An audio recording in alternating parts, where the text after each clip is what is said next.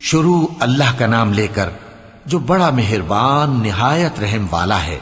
یاسین، قسم ہے قرآن کی جو حکمت سے بھرا ہوا ہے۔ اے محمد صلی اللہ علیہ وآلہ وسلم، بے شک تم پیغمبروں میں سے ہو، سیدھے رستے پر ہو۔ یہ قرآن غالب و مہربان کا نازل کیا ہوا ہے تاکہ تم ان لوگوں کو جن کے باپ دادا کو خبردار نہیں کیا گیا تھا خبردار کر دو کہ وہ غفلت میں پڑے ہوئے ہیں۔ ان میں سے اکثر پر اللہ کی بات پوری ہو چکی ہے، سو وہ ایمان نہیں لائیں گے۔ ہم نے ان کی گردنوں میں طوق ڈال رکھے ہیں اور وہ ٹھوڑیوں تک پھنسے ہوئے ہیں، تو ان کی گردنیں اکڑی ہوئی ہیں، اور ہم نے ان کے آگے بھی دیوار بنا دی اور ان کے پیچھے بھی، پھر ان پر پردہ ڈال دیا تو یہ دیکھ نہیں سکتے۔ اور تم ان کو خبردار کرو یا نہ کرو، ان کے لیے برابر ہے، یہ ایمان نہیں لائیں گے۔ تم تو صرف اس شخص کو خبردار کر سکتے ہو جو اس نصیحت یعنی قرآن کی پیروی کرے اور رحمان سے غائبانہ ڈرے، سو اس کو مغفرت اور بڑے ثواب کی بشارت سنا دو۔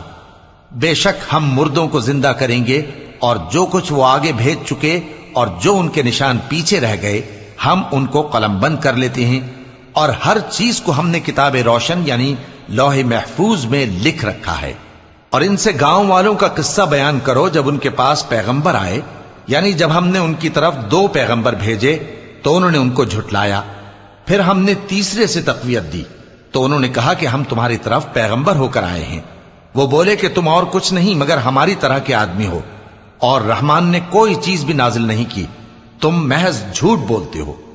انہوں نے کہا کہ ہمارا پروردگار جانتا ہے کہ ہم تمہاری طرف پیغام دے کر بھیجے گئے ہیں، اور ہمارے ذمے تو صاف صاف پیغام پہنچا دینا ہے اور بس۔ وہ بولے کہ ہم تم کو اپنے لیے منحوس سمجھتے ہیں، اگر تم باز نہ آؤ گے تو ہم تمہیں سنسار کر دیں گے، اور تم کو ہم سے دکھ دینے والا عذاب پہنچے گا۔ انہوں نے کہا کہ تمہاری نحوست تمہارے ساتھ ہے، کیا اس لیے کہ تم کو نصیحت کی گئی؟ نہیں، بلکہ تم ایسے لوگ ہو جو حد سے تجاوز کر گئے ہو۔ اور شہر کے پرلے کنارے سے ایک آدمی دوڑتا ہوا آیا، کہنے لگا کہ اے میری قوم، پیغمبروں کے پیچھے چلو، ایسوں کے جو تم سے صلہ نہیں مانگتے اور وہ سیدھے رستے پر ہیں۔ اور میں کیوں اس ذات کی پرستش نہ کروں جس نے مجھے پیدا کیا اور اسی کی طرف تم کو لوٹ کر جانا ہے؟ کیا میں اس کو چھوڑ کر اوروں کو معبود بناؤں کہ اگر رحمان مجھے نقصان پہنچانا چاہے تو ان کی سفارش مجھے کچھ بھی فائدہ نہ دے سکے اور نہ وہ مجھے چھڑا ہی سکیں؟ تب تو میں کھلی گمراہی میں پڑ گیا۔ میں تو تمہارے پروردگار پر ایمان لایا ہوں، سو میری بات سن رکھو۔ حکم ہوا کہ بہشت میں داخل ہو جا۔ بولا کاش میری قوم کو پتا چل جائے کہ میرے رب نے مجھے بخش دیا اور مجھے عزت والوں میں شامل کیا، اور ہم نے اس کے بعد اس کی قوم پر کوئی لشکر نہیں اتارا اور نہ ہم اتارنے والے تھے۔ وہ تو صرف ایک چنگھاڑ تھی، سو وہ اس سے ناگہاں بجھ کر رہ گئے۔ بندوں پر افسوس کہ ان کے پاس جب کوئی پیغمبر آتا تو وہ اس سے تمسخر ضرور کرتے۔ کیا انہوں نے نہیں دیکھا کہ ہم نے ان سے پہلے بہت سے لوگوں کو ہلاک کر دیا تھا؟ اب وہ ان کی طرف لوٹ کر نہیں آئیں گے، اور سب کے سب ہمارے روبرو حاضر کیے جائیں گے۔ اور ایک نشانی ان کے لیے زمین مردہ ہے کہ ہم نے اس کو زندہ کیا اور اس میں سے اناج اگایا، پھر یہ اس میں سے کھاتے ہیں، اور اس میں کھجوروں اور انگوروں کے باغ پیدا کیے اور اس میں چشمے جاری کر دیے تاکہ یہ ان باغوں کے پھل کھائیں، اور ان کے ہاتھوں نے تو ان کو نہیں بنایا، تو پھر کیا یہ شکر نہیں کرتے؟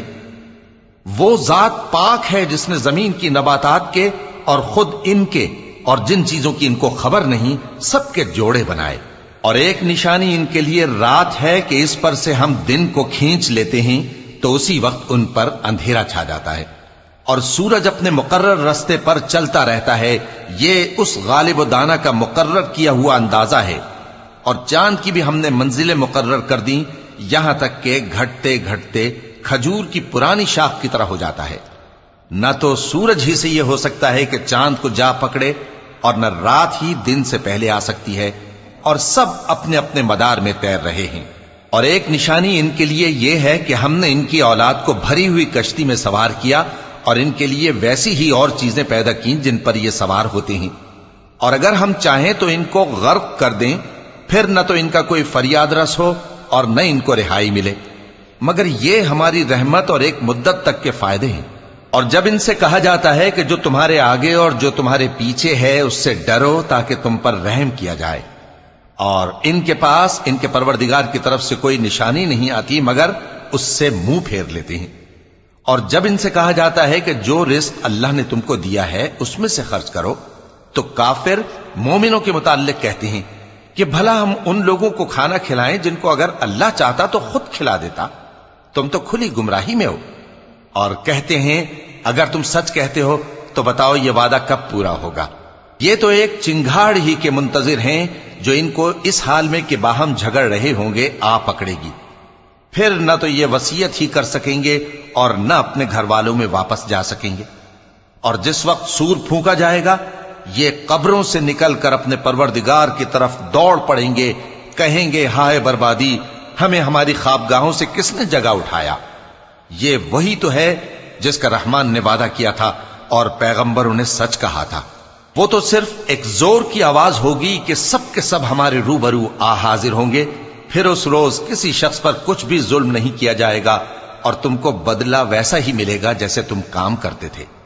اہل جنت اس روز عیش و نشاط کے مشغلے میں خوش ہوں گے، وہ بھی اور ان کی بیویاں بھی سایوں میں تختوں پر تکیے لگائے بیٹھے ہوں گے، وہاں ان کے لیے میوے ہوں گے اور جو وہ منگوائیں گے ان کو ملے گا، ان کو پروردگار مہربان کی طرف سے سلام کہا جائے گا، اور وہ فرمائے گا کہ گناہگارو تم آج الگ ہو جاؤ۔ اے آدم کی اولاد، کیا میں نے تم سے کہہ نہیں دیا تھا کہ شیطان کو نہ پوجنا، وہ تمہارا کھلا دشمن ہے، اور یہ کہ میری ہی عبادت کرنا یہی سیدھا رستہ ہے، اور اس نے تم میں سے بہت سی خلقت کو گمراہ کر دیا تھا، تو کیا تم سمجھتے نہیں تھے؟ یہی وہ جہنم ہے جس کے تمہیں دھمکی دی جاتی تھی، جو تم کفر کرتے رہے ہو اس کے بدلے آج اس میں داخل ہو جاؤ۔